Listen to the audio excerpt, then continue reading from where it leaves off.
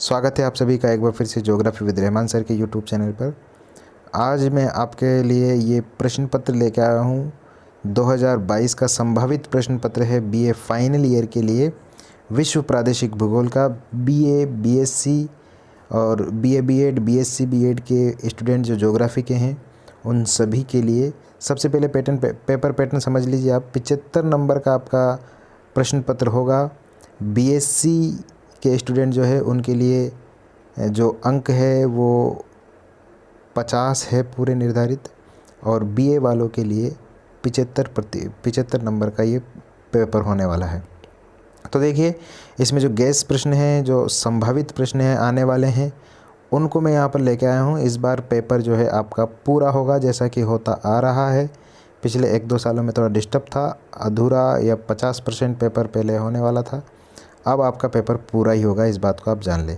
तो देखिए, सबसे पहले जो पहला प्रश्न आएगा वो पहला प्रश्न होगा, विश्व के मानचित्र में निम्न को दर्शाइए। 10 चीज़ें 10 जगह आपको दे दी जाएगी, उसमें से आपको 5 दर्शाने होंगे। इसके लिए मैंने पहले ही काफ़ी क्लासें ले चुका हूँ इससे संबंधित। आप ऊपर जो आपको प्लेलिस्ट में आई बेल बटन दिखाई दे रहा है, वहाँ जाकर के आप प्लेलिस्ट में देख सकते हैं। विश्व के सभी जो स्थान हैं वो आपको मिल जाएंगे इसमें, इससे बाहर कुछ भी नहीं आएगा। इस पहले का ही दूसरा प्रश्न जो है वो होगा, निम्नलिखित में से किसी 5 का संक्षिप्त उत्तर दीजिए। छोटे छोटे नंबर के प्रश्न होंगे, 1-1 नंबर के।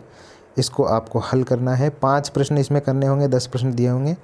ये 1.5 नंबर के प्रश्न होंगे, 7.5 नंबर का। इस तरीके से पहला प्रश्न जो होगा वो आपका 15 नंबर का होगा। बाकी के जो 9 प्रश्न होंगे उनमें से सिर्फ और सिर्फ आपको 4 करने हैं, वो भी सभी प्रश्न 15-15 नंबर के होंगे, यानी कि वो प्रश्न भी 60 नंबर के होंगे। ये जो सिलेबस है यूनिवर्सिटी ऑफ राजस्थान के हिसाब से बता रहा हूँ, आप अपना अपना सिलेबस देख करके इसको करेक्ट कर लेना। तो देखिए, सबसे इम्पोर्टेंट प्रश्न जो पहला बनता है वो है, एशिया महाद्वीप को भौतिक विभागों में विभाजित करते हुए प्रत्येक का संक्षिप्त विवरण दीजिए। बहुत आसान प्रश्न है और सबसे पहला प्रश्न है। पिछली बार जो प्रश्न आए थे उनको कहीं ना कहीं मैंने दूर रखा है, और इस बार जो प्रश्न आने की अधिकतम संभावना है उन्हीं प्रश्न को मैंने चुना है। तो पहला प्रश्न हो जाएगा, एशिया महाद्वीप के भौतिक विभागों का वर्णन करते हुए प्रत्येक का संक्षिप्त विवरण दीजिए। दूसरा इंपॉर्टेंट प्रश्न बनता है, पहली यूनिट में से वो बनता है, दक्षिणी पूर्वी एशिया में कृषिगत विशेषताओं का अध्ययन करते हुए जनसंख्या वितरण को समझाइए। दक्षिणी पूर्वी एशिया के संदर्भ में हम देखते हैं कि भारत, म्यांमार और उसके बाद जितने भी देश आते हैं, थाईलैंड हो, कंबोडिया हो, वियतनाम हो, लाओस हो, इंडोनेशिया हो, बोर्नियो, मलेशिया, वियतनाम के अलावा जो है ताइवान और दक्षिणी पूर्वी चीन, उन सभी को शामिल किया जाता है। उनमें हमको ये विशेषताएं बतानी, कौन कौन सी वहाँ पे कृषि की जाती है और जनसंख्या के संबंध में क्या क्या विशेषताएं हैं। तीसरा महत्वपूर्ण प्रश्न बनता है यहाँ पर कि यूरोप की जलवायु ने वहाँ की जनसंख्या को किस प्रकार प्रभावित किया है। देखिए, यूरोप एक शीतोष्ण कटिबंधीय महाद्वीप क्षेत्र में स्थित एक देश है। वहाँ जो जनसंख्या है वो अन्य महाद्वीपों के मुकाबले जनसंख्या घनत्व जो है वो थोड़ा अधिक पाया जाता है। क्यों पाया जाता है, क्या क्या रीज़न हो सकते हैं, क्यों जनसंख्या वहाँ ठंडे प्रदेशों में पाई जाती है, उसके बारे में हमको लिखना है। अगर टाइम रहा तो मैं इनके उत्तरमाला भी लेके आऊँगा, तब तक आपको थोड़ा सा वेट करना होगा। इसके बाद अगला प्रश्न देखते हैं। नेक्स्ट प्रश्न है, जर्मनी के प्रमुख औद्योगिक क्षेत्रों का वर्णन करते हुए ब्रिटेन के प्रमुख खनिज उत्पादक क्षेत्रों का वर्णन कीजिए। जर्मनी और ब्रिटेन ये प्रादेशिक भूगोल में यूरोप से संबंधित है, तो यहाँ जो है जर्मनी के औद्योगिक प्रदेशों को आपको बताना है और ब्रिटेन के प्रमुख खनिज उत्पादक क्षेत्रों को, कहाँ जो है कोयला और कहाँ लोहा और कहाँ बॉक्साइट, टिन वगैरह पाया जाता है, उन सभी के बारे में आपको वर्णन करना है। हो सके तो आप मैप के माध्यम से कीजिए।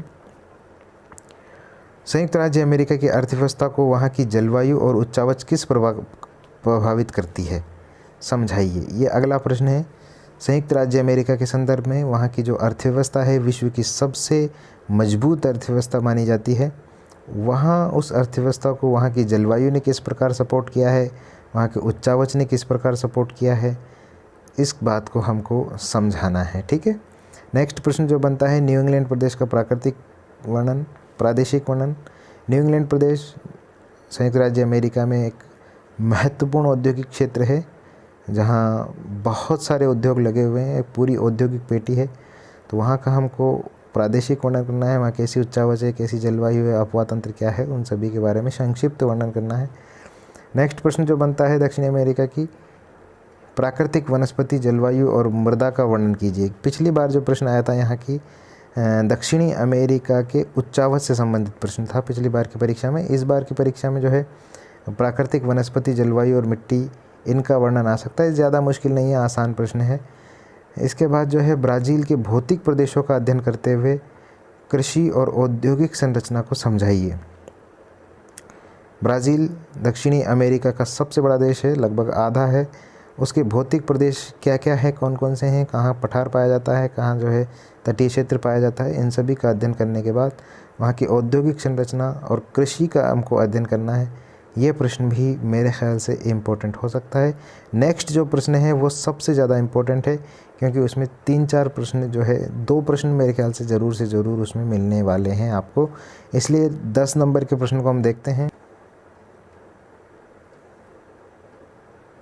प्रश्न नंबर 10 जो है इसमें है कि दक्षिणी पश्चिमी एशिया में पेट्रोलियम के उत्पादन, इसमें टिप्पणी लिखिए। इसमें 5-6 प्रश्न है, इसमें से 2 प्रश्न आपको ज़रूर आएंगे ही आएंगे, इनको आप अच्छे से याद कर लेना। दक्षिणी पश्चिमी एशिया में पेट्रोल उत्पादन, पूरी दुनिया में सर्वाधिक पेट्रोलियम का उत्पादन होता है तो दक्षिणी पश्चिमी एशिया में होता है। वहाँ कौन कौन से देश है, कितने कितने भंडार है, कहाँ कहाँ उत्पादन में नंबर 1 है, कौन उत्पादन में नंबर 2 है। Saudi Arab, Bahrain, Iran, Iraq, Kuwait, Qatar वगैरह देशों का आपको वर्णन करना है। न्यूजीलैंड में डेयरी उद्योग, ये बहुत बार प्रश्न आया है, लगभग हर बार रिपीट होता है ये प्रश्न। ये बहुत इंपॉर्टेंट प्रश्न है, इसको भी आप मोस्ट इम्पोर्टेंट करके लगा लीजिए। नेक्स्ट है यूरोप और एशिया की जनसंख्या, दोनों में से किसी एक की पूछी जा सकती है, दोनों ही पहली यूनिट का प्रश्न है। और यूरोप और एशिया का अपवाह तंत्र, इन दोनों में से कोई एक के आने की पूरी संभावना है। तो जनसंख्या से संबंधित आंकड़े 2011 के ही चल जाएंगे फ़िलहाल तो, क्योंकि नई जनसंख्या के आंकड़े आए नहीं। तो 2011 की जनगणना के आंकड़े और उनके अपवाह क्षेत्र कौन कौन सी नदियां हैं। यूरोप के संबंध में आपको मुख्य थे डेन्यूब, राइन, वोल्गा, यूराल, इन नदियों को आपका अध्ययन करना है। और एशिया के संदर्भ में आपको जो है यांगसी नदी, हांगहो नदी, दजला फरात नदी, सिंधु, ब्रह्मपुत्र, गंगा, इन नदियों के बारे में आपको विशेष अध्ययन करना है। उत्तरी अमेरिका का उच्चावच, उत्तरी अमेरिका का उच्चावच क्या है, वहाँ का जो है भौतिक प्रदेश, रॉकीज प्रदेश किधर है, अपलेशियन किधर है, और तटीय मैदानी किधर है, मध्यवर्ती मैदानी क्षेत्र किधर है, उन सभी के बारे में आपको वर्णन करता है। ऑस्ट्रेलिया की जलवायु, ऑस्ट्रेलिया में जलवायु कौन सी पाई जाती है, शुष्क जलवायु है कि मानसूनी जलवायु है, क्या जलवायु की संभावना है, क्यों तो गर्म होती है, क्यों ठंडी होती है, इन सभी के बारे में आपको लिखना है।